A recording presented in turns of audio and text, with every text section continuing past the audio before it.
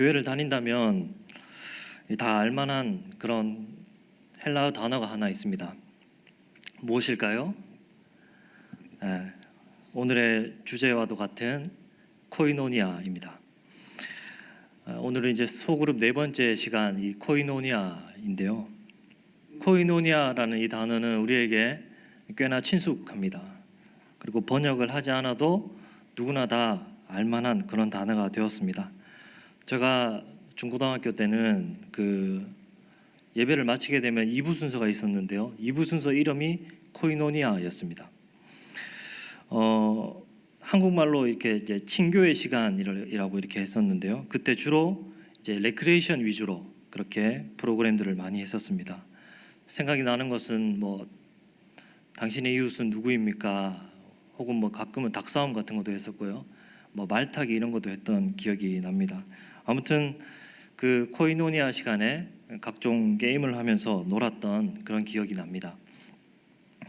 그래서인지 코이노니아 그러면 이런 친교의 느낌이 매우 강합니다.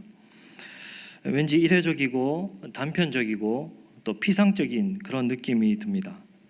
같이 레크레이션 하는 것 혹은 예배 끝나고 잠시 만나서 커피 마시면서 이런저런 뭐 피상적인 이야기를 나누고 헤어지는 것 혹은 뭐 같이 노는 것 이런 것들을 생각하게 된다는 것입니다. 그러나 코이노니아는 그런 것이 아닙니다.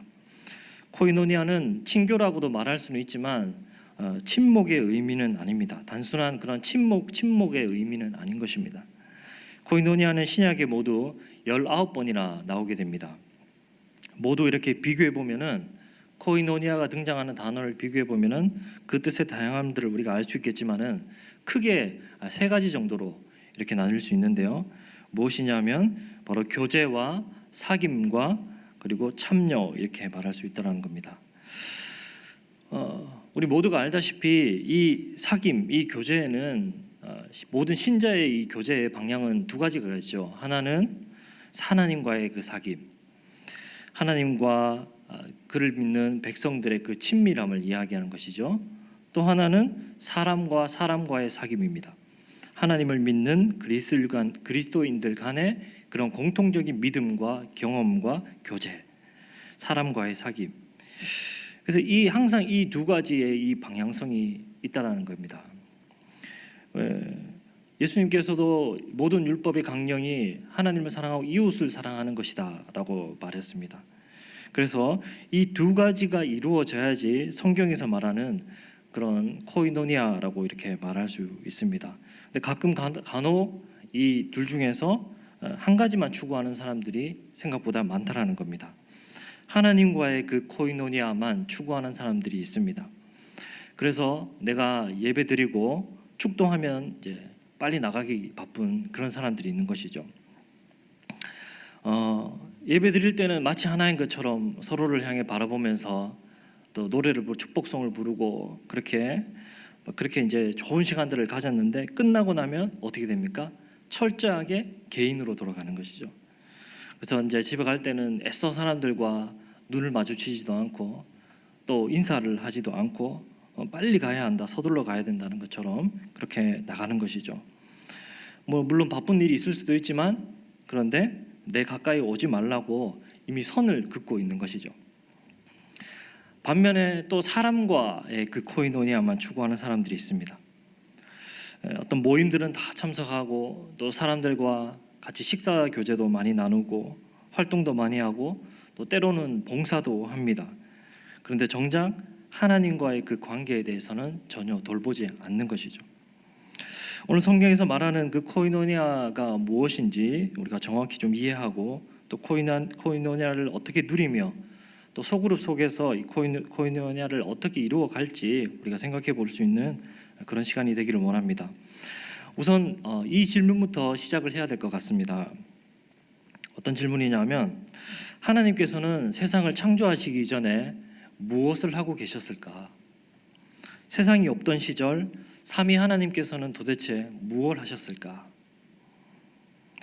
우리가 태초에 하나님께서 천지를 창조하셨다라는 그 말씀은 우리가 다 알고 있는 사실인데 성경이 그 창세 전에 대해서도 성경이 우리에게 어떤 대답을 하고 있을까요?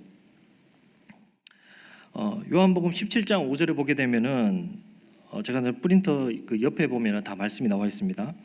17장 5절에 보게 되면은 아버지여 창세 전에 내가 아버지와 함께 가졌던 영화로서 지금도 아버지와 함께 나를 영화롭게 하옵소서 이렇게 말씀합니다.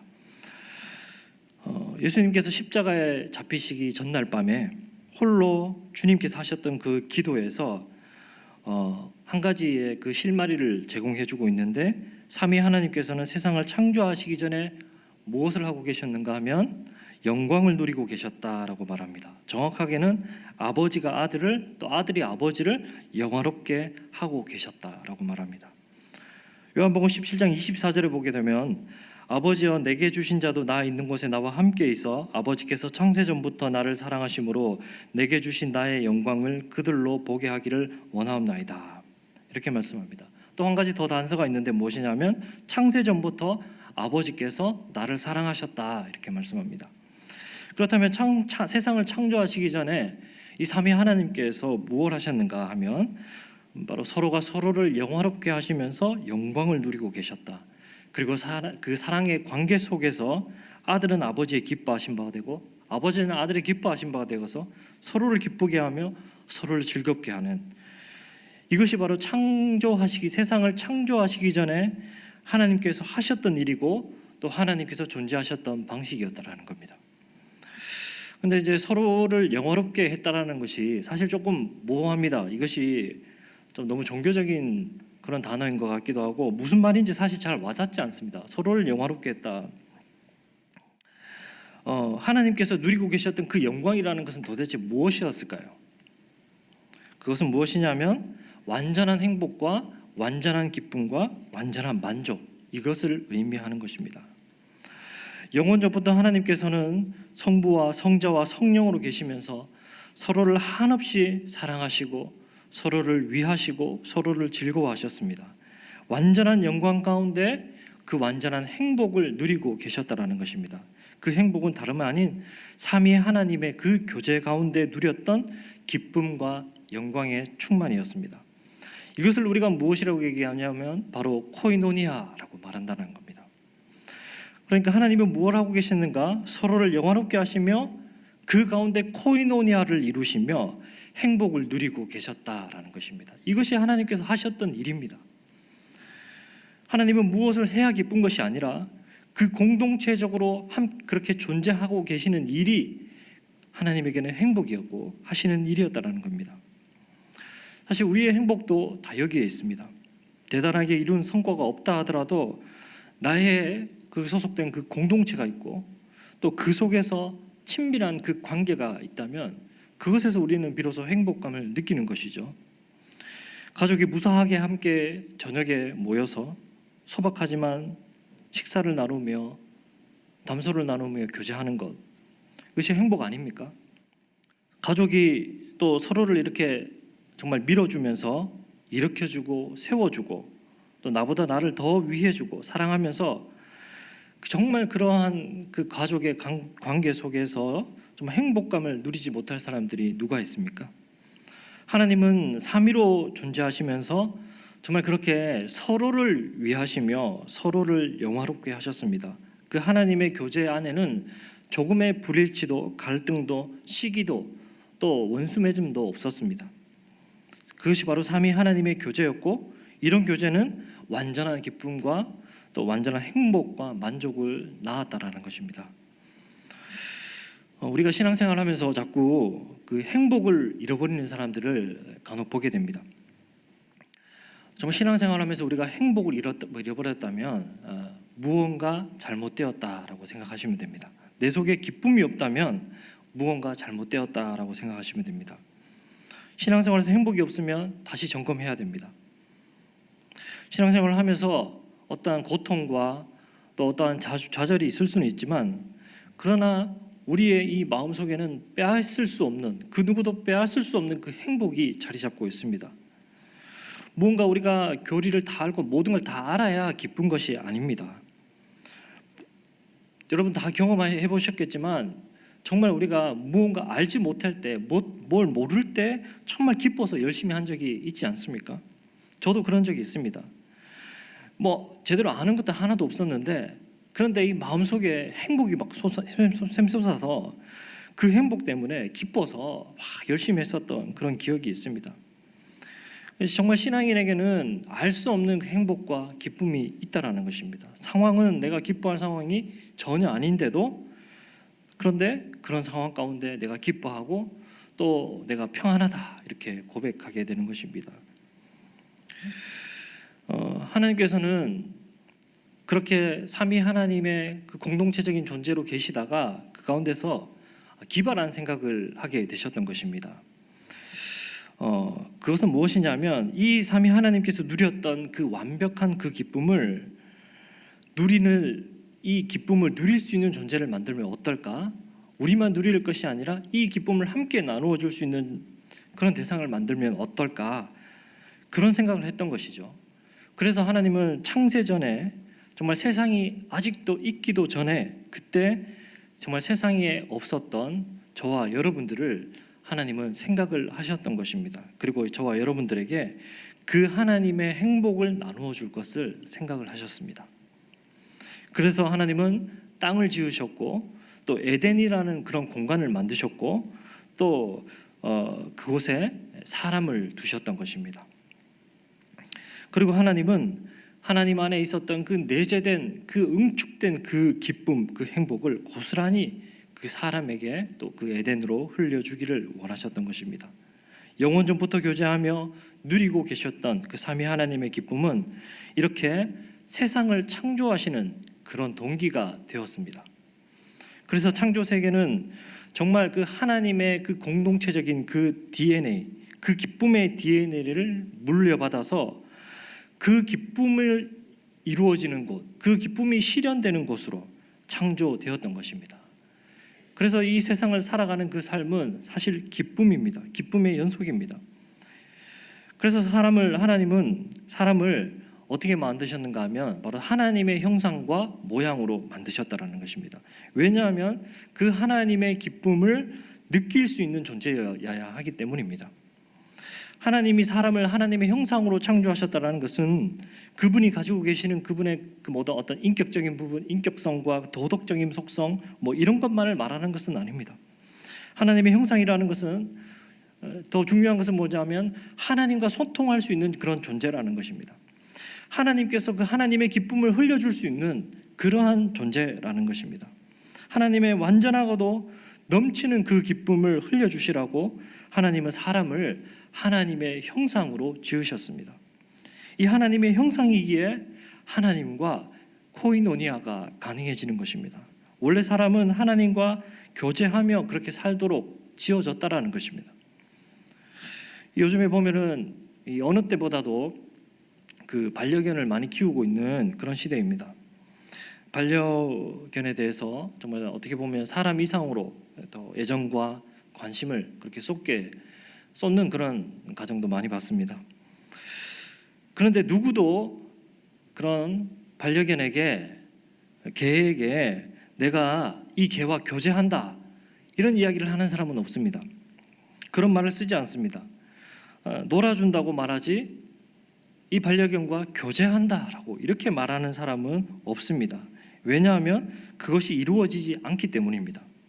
뭔가 주인이 보살펴주고 또 먹을 것을 주고 또 이렇게 재워주고 동물 복지를 해주고, 그렇게 되면은 이 개는 약간의 주인에게 귀여움을 보여줄 수 있고 또 약간의 어떤 교감들은 이루어질 수 있지만, 그렇다고 하더라도 이 개와 이 사람이 이 교제가 이루어질 수는 없는 것입니다. 개가 말귀를 조금 알아들을 수는 있지만 서로가 그 존재를 공감하고 또 교제하면서 서로를 기쁘게 그렇게 교제하는 것, 그것은 안 되는 것입니다. 이게 마음과 심정이 통하는 것은 안 되는 것입니다. 하나님께서 지으신 그 사람이라는 것은 하나님과 그 인격적인 교제가 가능한 그 하나님의 형상으로 지으셨다라는 겁니다. 그리고 에덴은 그 하나님과 사람의 그 교제의 장소였던 것입니다. 에덴에는 어떤 휘장도 없었습니다. 어떤 막힘이나 어떤 제한이나 어떤 그런 하나님 앞에 나아가는데 방해되는 것이 없었던 친밀함 그 자체의 그 코이노니아의 그 공간이었습니다. 하나님과 사람이 대면했었던 그 거룩한 그 성전과도 같은 곳이었습니다. 하나님이 에덴에서 거니셨는데요. 거니시다라고 했을 때 그 단어가 하나님이 성막에 임재하셨을 때 사용된 그 단어와 같습니다. 에덴은 무엇이냐? 아담과 하나님이 거들면서 함께 대화하면서 또 교제했었던 그런 곳이라는 겁니다. 이런 에덴을 보면서 하나님께서 하셨던 말씀이 있습니다. 그것이 무엇입니까?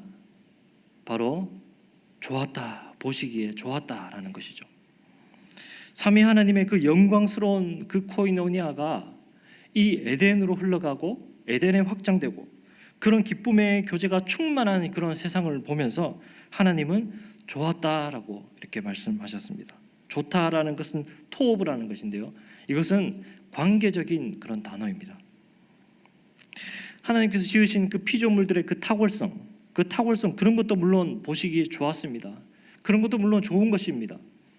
그런데 사실 그런 것들은 하나님 앞에서 아무것도 아니죠. 그냥 말씀 한마디로 모든 것을 있게 하시는 그 창조주 앞에서 정말 그런 피조 세계의 그 수많은 어떤 탁월함들을 이런 것 가지고 보시기 좋았다라고 했던 것이 아니라 정말 하나님 눈에 보시기 좋았던 것은 그 하나님의 영광스럽고 그 충만하신 그 교제, 그 하나님의 그 마음을 통하며 함께 그 기쁨을 누릴 존재가 생겼고 그 모든 것이 아름답고 선한 관계 그것이 이루어지고 그 에덴 가운데 실현되었다라는 것입니다. 하나님은 이것을 보시고 보시기에 심히 좋았다라고 말씀하셨습니다. 이것은 아담과 하와를 보면 우리가 알 수가 있습니다. 아담은 하와를 향해서 이렇게 고백했습니다. 이는 내 뼈 중에 뼈요 내 살 중에 살이라. 이 말은 로맨스가 아닙니다. 이 말은 나는 너이고 너는 나이다 라는 이 말과도 같죠. 나는 이제 너를 위해 살 것이다.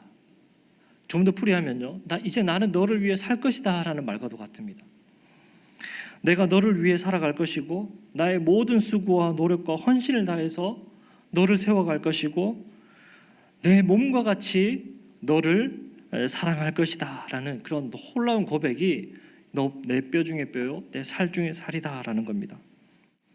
내가 너를 나의 몸처럼 사랑하고 너 또한 나를 나의 몸처럼 사랑하게 될 때 그 속에는 어떤 일이 일어나겠습니까? 서로가 서로를 몸처럼 사랑할 때 그 가운데는 어떤 일이 일어나겠습니까? 참된 교제가 일어나게 되는 것이죠. 코이노니아가 그 가운데 일어나게 되는 것입니다. 그런 교제가 있다면 그것이 기쁨의 동산이 되지 않을 이유가 없었던 것입니다. 하나님과 아담과 또 아담과 하와의 그 코이노니아가 커져갈 때 그곳에 기쁨도 함께 커져갔습니다. 우리는 사랑하는 사람에게 선물을 합니다. 선물을 하는 이유가 무엇입니까? 무언가를 되돌려받기 위해서 선물하는 것이 아니죠. 우리가 뭔가 선물을 할 때는 우리 안에 있는 그 기쁨 때문에 선물을 하는 것입니다. 내 속에 있는 그 기쁨을 표현하는 것이고 상대가 그것으로 인해서 기뻐하는 것을 보기 위해서 또 선물하는 것이죠. 절대로 대가를 돌려받기 위함이 아닙니다. 남자가 연인에게 반지를 선물로 하는 이유는 어떤 대가를 돌려받기 위함이 아니고 그 연인이 기뻐하는 그 모습을 보기 위해서입니다. 사실 그녀가 기뻐하는 그 모습이 남자가 받을 수 있는 그 모든 대가입니다. 이와 마찬가지로 하나님이 세상을 창조해서 인간에게 선물로 주신 것은 우리에게 무언가를 대가를 요구하시기 위해서가 아닙니다. 다름이 아닌 우리가 그 에덴 가운데서 기뻐하며 살아가는 것, 기뻐하는 그 모습을 보기 위해서입니다. 에덴은 기쁨의 절정이었고 또 그 완전한 교제 속에서 계속해서 서로가 서로에게 기쁨을 낳았으며 또 서로가 만족하고 행복을 누리게 되었습니다. 그 모든 것들은 독립적으로 나타난 것이 아니었습니다. 개인에게 혼자 있는데 나타난 것이 아니고 정말 그 하나님의 백성들이 서로 함께 교제할 때 코이노니아가 이루어질 때 누릴 수 있었던 기쁨이었습니다. 웨스트민스터 소요리 문답 1번에서도 인간의 기쁨이 바로 인간의 목적이다라고 말하고 있습니다. 삼위 하나님의 그 기쁨에 참여하는 그 기쁨이 우리의 목적이다라고 말하고 있는 것입니다. 그만큼 우리는 이 코이노니아를 이루어야 하는 그러한 존재입니다.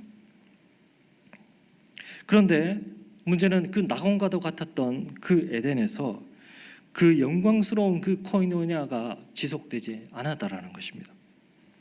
왜 그렇습니까? 그들이 범죄하였기 때문입니다. 사실 지금까지 하나님과의 그 인격적인 코이노니아가 이루어질 수 있었던 이유는 그곳에 거룩이 전제되어 있었기 때문입니다. 그러나 아담이 범죄하였을 때 그 코이노니아는 완전히 깨어지게 되었습니다. 하나님과 그 아담과의 코이노니아만 깨어진 것이 아닙니다. 바로 하와와도 코이노니아가 깨어지게 되었습니다. 그런데 하나님은 이 범죄한 자들을 다시 회복시키기를 원하셨습니다. 그래서 그 백성을 출애굽하시고 이후에 출애굽하시고 구원하시고 나중에 보면은 그들에게 율법을 주시게 되는 것입니다. 율법을 주셨는데 율법이 강조하고 있는 것은 단 하나입니다. 무엇이냐면 바로 거룩입니다. 거룩. 율법이 요구하는 것은 거룩입니다. 하나님은 그들을 그 신의 산 가운데 부르셨고 율법을 수여하셨습니다. 백성들의 그 거룩을 회복하고 그 율법 가운데 그 예배의 규례를 그 잘 지켜서 온전한 예배를 드리며 다시 하나님과 그들과의 그 코이노니아 이것을 회복시키기를 원하셨기 때문입니다. 그런데 그 율법에는 어떤 것이 포함되어 있었냐면 이 성막에 대한 규례도 포함되어 있었다는 것입니다. 성막은 우리가 알다시피 하나님께서 임시적으로 그의 백성과 만나기 위해서 임재하시는 그런 장소입니다. 하나님이 그 율법 가운데 성막을 주시고 그 성막을 그들 가운데 주셨다라는 것은 그곳에 하나님께서 갇히시기를 자처하셨다라는 것이죠. 왜 그렇습니까? 하나님이 그렇게 해서라도 그의 백성과 함께 하시기 위해서, 즉 다시 말하면은 그 백성과의 그 코이노니아를 회복하시기 위해서. 성막을 통해서 지금은 제한적이지만 하나님이 다시 코이노니아를 할 수 있도록 그 교제의 길을 하나님께서 열어가고 계셨던 것입니다. 하나님이 얼마나 다시 그 코이노니아를 회복시키길 원하는지, 그것을 열망하고 계신지 보여줍니다. 더군다나 이 성소는 어떻습니까? 고정적인 것이 아닙니다. 한 곳에 있었던 것이 아니라 이 성소는 백성이 가는 곳마다 그곳을 따라갔고 이동하였습니다. 하나님이 얼마나 정말 그 백성과 함께하기를 원하시는지, 그 코이노니아를 회복시키기를 원하시는지 보여주고 계시는 겁니다. 이후로도 계속적으로 사사시대, 또 다윗과 솔로몬 시대, 이후로 또 성전이 회파된 그 시대에도 하나님께서 원하셨던 것은 늘 하나님이 그들과 함께하기를 원하셨고, 하나님은 그들에게 선지자를 통해서 늘 돌아오라고 그렇게 말씀하셨습니다. 하나님은 늘 그들 가운데 중심이 되기를 원하셨습니다. 하나님의 임재와 그 코이노니아가 그 백성 가운데 이루어지기를 원하셨습니다. 그러나 이스라엘은 어떠하였습니까? 하나님을 버렸고 성전을 버렸고 하나님 거하시는 그 성전을 버렸고, 그리고 이방과 짝하는 그러한 길을 선택하게 되었던 것입니다. 그들은 겉에 보이는 그 외형적인 그 성전만 버린 것이 아닙니다. 오히려 외형적인 성전은 더욱더 지켜갔습니다. 그런데 그 내적인 성전, 하나님과 그 관계와 하나님과의 그 관계와 그 하나님과 임재, 하나님의 임재와 하나님과의 그 코이노니아, 그 내적인 그 성전은 오히려 버렸던 것입니다. 그래서 하나님을 더 이상 영화롭게 하지도 않았고 우상과 함께 하나님을 섬겼고 하나님의 이름을 모욕했습니다. 백성들은 서로 돌아보며 서로 돕고 서로 세우기보다 포악하고 잔인하게 서로를 대적하기 시작했습니다. 그들은 율법을 지켜낼 능력들을 상실하였고 완전히 거룩을 잃어버렸을 뿐만 아니라 모든 기쁨과 소망과 의미도 잃어버렸습니다. 그래서 하나님께서는 이제는 도저히 안 되겠다 생각하시고 스스로, 하나님 스스로가 육체가 되셔서 이 땅 가운데 직접 오셔서 우리와 그 교제의 통로를 마련하셨습니다. 예수님은 3년 동안 제자들과 함께 동고동락하셔서 하나님의 모습을 보여주셨습니다. 사람들과 그 관계 속에서 계셨고 사람들의 그 상한 마음을 헤아리셨고 또 그들의 그 고난에 참여하셨습니다. 목자 없는 무리들을 보시면서 불쌍히 여기시고 아파하셨고 죽은 아들을 보고 슬피 우는 그 과부를 보고 애통해하며 또한 예루살렘을 보면서 우셨습니다. 죄인들과 함께 식사를 하셨습니다. 모든 하나님의 말씀을 지키고 원수까지 살아가는 그 모든 말씀들을 다 실천하셨습니다. 이스라엘은 지금 하나님과의 그 관계가 깨어진 지가 너무 오래되었습니다. 코이노니아가 깨어진 지 너무 오래되었고 교제가 없다 보니까 지금 하나님을 알지도 못합니다. 거의 하나님에 대해서 이제 희미해져 버렸습니다. 그런데 예수님께서 이 땅에 오심으로 정말 이곳에 하나님이 너희와 함께 있다. 육체로 그의 부합하는 모든 행동을 보여주시면서 하나님이 함께 하신다라는 것을 예수님을 통하여서 보게 하셨습니다. 그리고 그 예수님을 통하여서 그토록 이루기를 원하셨던 코이노니아를 이루어 가셨습니다. 특별히 예수님이 자신의 살과 그 피를 나누시면 그 장면은 그 코이노니아의 극치를 보여주신 것입니다.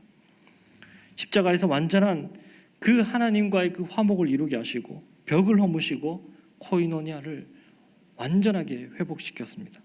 우리의 죄를 사해 주셨고 십자가에서 원수된 것을 하나 되게 하심으로 코이노니아를 이루셨습니다.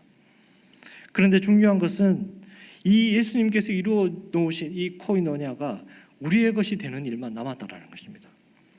하나님과 교제할 수 없었고 죄와 허물로 정말 죽은 우리가 어떻게 하나님 앞에 나아갈 수 있습니까? 어떻게 삼위 하나님의 그 소망과 그 기쁨에 참여할 수 있으며 코이노니아를 할 수 있습니까? 그것은 바로 약속한 성령이 오심으로 가능한 것입니다. 약속한 성령을 기다렸던 그 제자들에게 그 성령의 불이 임하였습니다. 백성들은 성령을 받아서 만국방언으로 말하기 시작했습니다. 사람들은 베드로의 설교를 통해서 예수 그리스도 십자가의 그 복음을 듣고 회개하였습니다. 그리고 그 복음을 믿을 때 성령을 선물로 받게 되었습니다. 하나님의 약속하신 그 성령의 임재로부터 그 새 언약이 성취되고 하나님은 그의 백성과 함께 하시는 그 참된 코이노니아를 이루어 가셨던 것입니다. 각 사람 믿는 자들에게 오셔서 정말 그 하나님과 연합하게 하시고 하나님과 교제하며 하나님과 관계하는 그러한 것들을 실현시켰던 것입니다.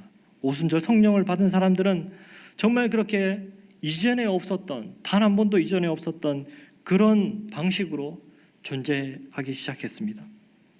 새로운 공동체가 그 가운데 나타나기 시작했고 세상에 없었던 그런 초월적 공동체가 성령을 받은 무리 가운데 나타나기 시작했던 것입니다.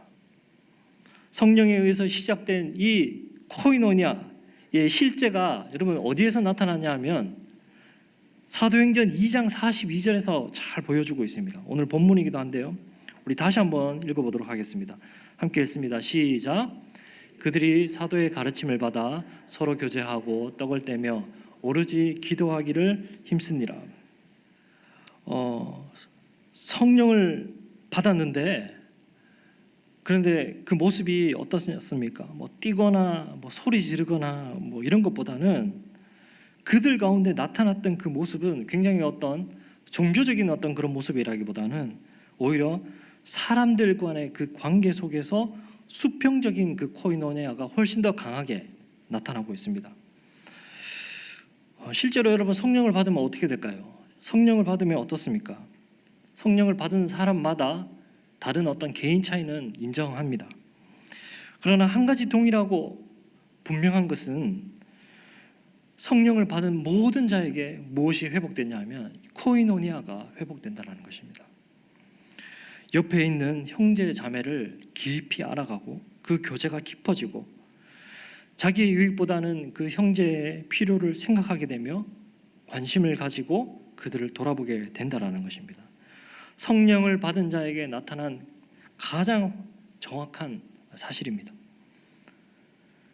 성령을 받은 자의 어떤 모델이 있다면 바로 예수님이겠죠. 예수님은 함께하는 자들에게 자신의 기준이나 율법의 잣대로 정죄하거나 판단하지 않으셨습니다. 오히려 그들을 불쌍히 여기셨고 말없이 섬겨 주었습니다. 오늘 이렇게 코이노니아가 회복된 그 교회의 모습을 네 가지를 설명하고 있는데 이렇게 얘기하죠. 가르침을 받고 교제하고 떡을 떼고 기도하였다. 초대교회는 단순한 그런 이익으로 모인 집단이 아닌 성령에 의해서 시작된 그런 모임이었습니다. 그런 독특한 어떤 모임이었습니다. 그래서 그들 가운데 나타났던 것이 무엇이냐면 바로 먼저는 가르침을 받는 데 힘썼다라는 것입니다.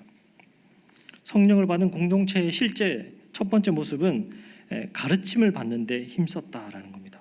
교회는 가르침이나 목적과 기준 없이 그냥 모여서 노는 것이 아닙니다. 서로의 즐거움을 위한 것이 아닙니다.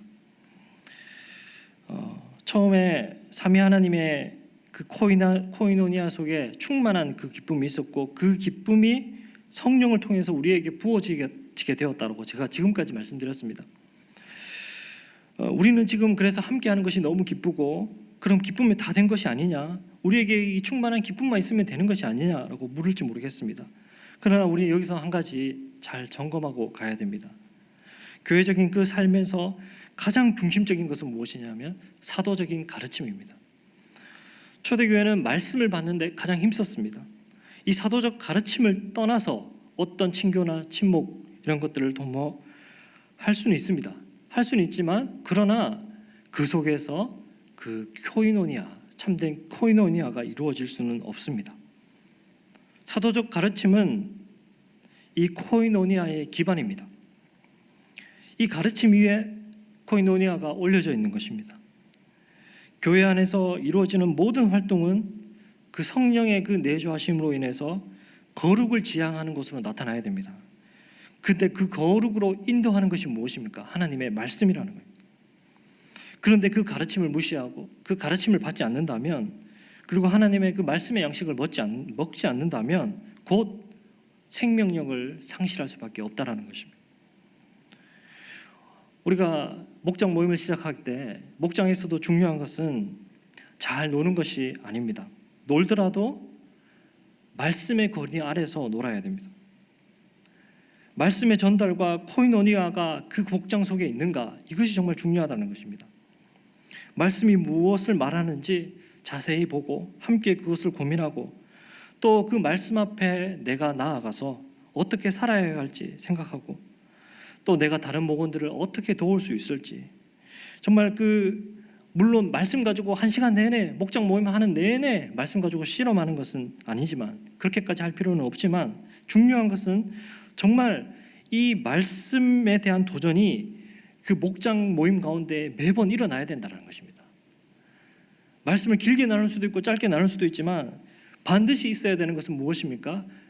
서로의 그 나눔과 교제 속에서 말씀에 대한 도전이 있어야 된다는 것입니다. 목장 모임은 그런 것이 되어야 됩니다. 아담과 하와가 에덴에서 누렸던 그 기쁨도 그냥 마냥 기뻐서 누렸던 것이 아니라 그들이 하나님의 말씀 안에 순종할 때 누릴 수 있었던 기쁨이었습니다. 둘째로 무엇입니까? 둘째로 그들에게 나타났던 것은 교제했다라는 것입니다. 초대 교회의 교제는 일반적으로 생각하는 그런 교제가 아니었습니다. 가진 것을 공동으로 소유하고 가진 것을 자신의 재산과 소유를 팔아서 사람의 필요를 따라 나누어 주는 그런 교제였습니다. 그러니까 무엇이냐면 바로 나 개인에게서 우리로 바뀌어가는 그런 사람들이 한 가족으로서 그 공동체를 이루고 있었다라는 것입니다. 이 코이노니아 안에 들어있는 의미들이 참 많이 있습니다. 우리가 세 가지만 보았지만 사실은 동정, 연보, 또 나눔, 공급, 참여, 이 모든 다양한 의미들이 있습니다. 처음에 제가 크게 교제와 사귐과 참여라고 했는데 이 참여의 그 교제가 풍성하게 일어났다는 것입니다. 서로에게 자신의 가진 것을 나누고 또 연보에 그 참여하고 어려운 자들에게 자신의 물질을 섬기고 돌아보는 그 참여의 그 교제가 일어났던 것입니다. 담임 목사님께서도 말씀하신 적이 있지만 그 목장에서 또 고난 중에 있는 그 지체를 위해서 정말 자발적으로 헌금에 참여하는 것, 정말 훌륭한 코이노니아입니다.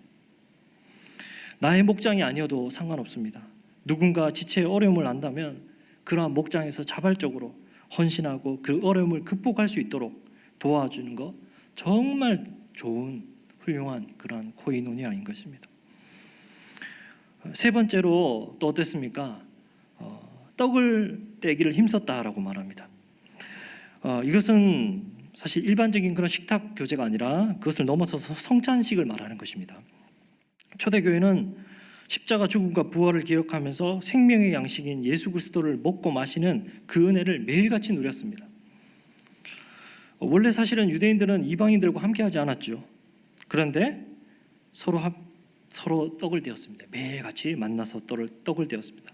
서로 식사를 하면서 성찬식을 하면서 정말 무엇을 느꼈냐 하면 원래 만나지도 않고 상종하지 않고 교제를 나누지 않았던 이방인조차도 우리가 정말 그리스도 안에서 하나라는 사실을 인정하면서 함께 떡을 떼면서 그리스도 안에서 형제로 생각하면서 그렇게 교제하게 되었다라는 것입니다. 성찬을 목장에서 우리가 그렇다고 해서 목장 안에서 성찬식을 할 수는 없지 않습니까? 그러나 얼마든지 우리가 함께 다과를 나누면서 또 그런 마음으로 풍성한 교제를 할 수 있는 것입니다. 또 넷째로 무엇입니까? 기도하기를 힘썼다라고 말합니다. 하나님과의 코이노니아를 위한 가장 중요한 수단은 기도입니다. 성령을 기다렸던 자들이 했던 것이 무엇입니까? 기도였습니다. 성령을 받았던 자들이 했던 것이 무엇입니까? 기도였습니다. 오로지 기도하기에 힘썼다라고 말합니다. 사실 그래서 기도가 지금 보면은 그 하나님 나라의 역사를 만들어가고 있습니다. 아까 첫 번째 그 사도의 가르침이 첫 번째가 초대교회의 모습이 사도의 가르침을 받았다라고 했는데 말씀이었죠. 말씀이 중요한데 마찬가지로 기도 또한 그만큼 중요한 것입니다. 교회가 하나님 나라의 일을 위해서 기도하는 것, 말씀을 확고히 믿고 정말 악한 세력과 싸우며 필요한 것을 간구하는 그 기도야말로 정말 교회의 가장 기본적인 활동입니다. 목장 식구는 누구입니까? 무엇보다도 서로가 서로를 위해서 기도해 주는 사람입니다. 기도를 하는데 기도 제목을 말하고 기도를 정말 짜내서 그렇게 기도하는 것이 아니라 서로의 기도의 제목이 무엇인지 알고 이미 그 모든 속사정들을 다 알고 있고 그래서 그것을 가지고 늘 무시로 서로 기도할 수 있는 그러한 관계, 이것이 바로 목장 식구인 것이죠. 초대교회라는 것은 바로 이러한 공동체였습니다. 삼위 하나님의 그 공동체적인 그 유전자를 이어받아서 정말 그 온전히 하나가 된 그런 공동체. 그들은 전혀 세상과 다른 새로운 방식으로 살아가기 시작했다는 것입니다. 그들은 문화와 인종과 관습들을 다 초월하였습니다. 사도적 가르침으로 그 초대교회 이단들을 배격했습니다. 그리고 그 영적인 코이노니아의 힘으로 그 모든 초대교회의 핍박과 고난을 견디며 승리하는 삶을 살아갈 수 있었다는 것입니다. 성찬으로서 그들은 함께 연합된 그 코이노니아를 보여주었을 뿐만 아니라 기도로 날마다 힘을 얻고 그리고 어두운 세상으로부터 구별된 그 코이노니아를 이루어 갔습니다.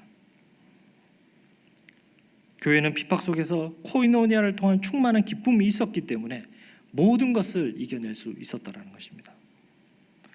이 말씀과 기도와 성찬과 이 나눔, 이것이 바로 교회의 본질적인 모습입니다.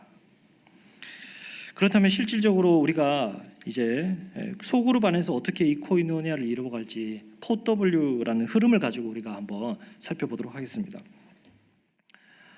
조금 제가 빨리 하겠습니다. 첫 번째는 뭐냐면 이 흐름인데요. 소그룹을 하실 때 어떤 흐름 가운데 하면 좋을까 하는 그런 좋은 가이드입니다. 첫 번째는 뭐냐면 웰컴이죠. 웰컴, 환영하는 시간입니다.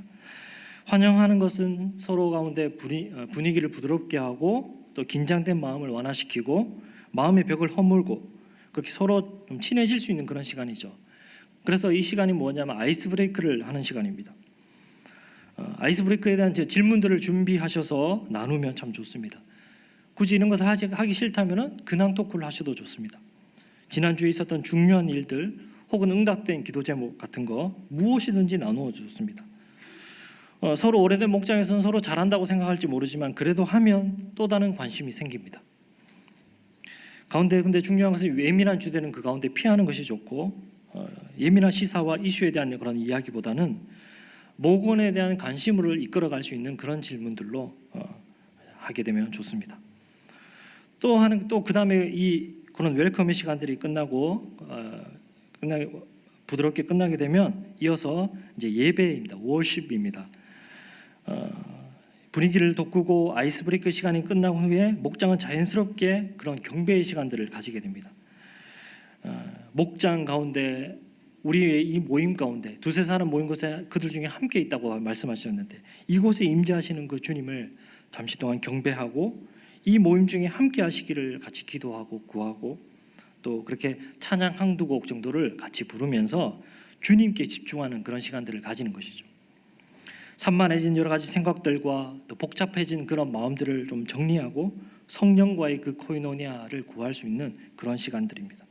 그런데 여기서는 너무 많은 시간들을 빼앗기지 않아야 됩니다. 뒤순서가 있기 때문에 또 너무 찬송을 5곡 이상 이렇게 많이 부르면은 불안감을 느끼게 됩니다. 은혜 받는다고 피를 받는다고 계속 부르시면 안 된다는 겁니다. 세 번째는 무엇이냐면 말씀이죠. 워드입니다. 이제 본론적인 시간인데 말씀 나눔 시간이죠. 우리 받았던 그 목장 교재를 가지고 말씀을 나누는 시간입니다. 들었던 말씀들을 설교 들었던 그 말씀들을 같이 한번 잘 정리해보고 그 가운데 깨닫고 적용하고 서로를 말씀으로 채워가는 그러한 시간이죠. 근데 여기서는 이제 자기가 알고 있는 것만 계속 말하면 안 됩니다. 목원들 모두가 각자의 생각을 말할 수 있도록 균등하게 기회를 줘야 됩니다. 특히 목자들은 이 역할을 하는 것이죠. 균등하게 서로가 다 말할 수 있도록 기회를 주고 또 다른 길로 새지 않도록 말씀의 그 가이드를 잘 제시하고 혹시 딴 데로 갔다든가 다른 생각에 빠져 있다면 계속적으로 말씀으로 돌아올 수 있도록 결국 말씀하고 실험하고 말씀 안에서 답을 얻어갈 수 있도록 도우는 그런 시간이죠. 그 가운데서 적용을 돕도록 하는 그런 시간입니다. 그런데 여기서 중요한 것은 이 말씀의 교제를 나누는 동안 나온 어떤 이야기도 우리는 비밀로 유지해야 된다는 것입니다. 이것은 가장 우리가 지켜야 될 기본적인 약속입니다. 네 번째는 워크입니다. 사역입니다. 사역과 전도입니다. 그렇게 나누었던 그 말씀들 또 말씀의 도전들을 가지고 정말 한 주간을 살아낼 수 있도록 서로 함께 결단하는 시간이죠. 무엇을 내가 실천해야 되는지 구체적으로 알아가고 또 사역으로 연결할 수 있는 전도하로 연결할 수 있는 그런 시간들을 만드는 것입니다. 우리가 정말 대그룹으로 이렇게 함께 교제하지 못합니다. 그런데 우리는 누구나 교회는 주님의 그 몸된 영광과 그 기쁨, 그 영광을 누려야 됩니다. 그래서 우리는 소그룹을 하는 것입니다. 이 목장을 통해서 삼위 하나님의 그 코이노니아가 이루어지는 것, 이것을 우리는 경험해야 된다는 것이죠. 요한일서 1장 3절에서 4절에 보게 되면은 같이 한번 읽겠습니다. 시작. 우리가 보고 들은 바를 너희에게 전함은 너희로 우리와 사귐이 있게 하려 함이니 우리의 사귐은 아버지와 그의 아들 예수 그리스도와 더불어 누림이라. 우리가 이것을 쓰면 우리의 기쁨이 충만하게 하려 함이라. 이 글을 쓰는 목적에 대해서 요한은 한마디로 이야기합니다. 아버지와 그분의 아들 예수 그리스도와의 그 사귐과 교제를 위함이다 라고 말합니다. 창세전 그 영광스러운 하나님의 교제에 대해서 우리가 참여하고 누리게 하기 위함이다 라고 말합니다. 정말 우리에게 무엇보다 필요한 것은 이것인 줄 믿습니다. 예수 그리스도에 의해서 우리 가운데 하나님과 사귐이 깊어지고 이웃과 그 하나님과 사랑을 함께 누리며 우리에게 주신 그 은혜를 나누어 줄 수 있는 그러한 우리 모든 목장의 코이노니아를 이루어 가기를 소망합니다.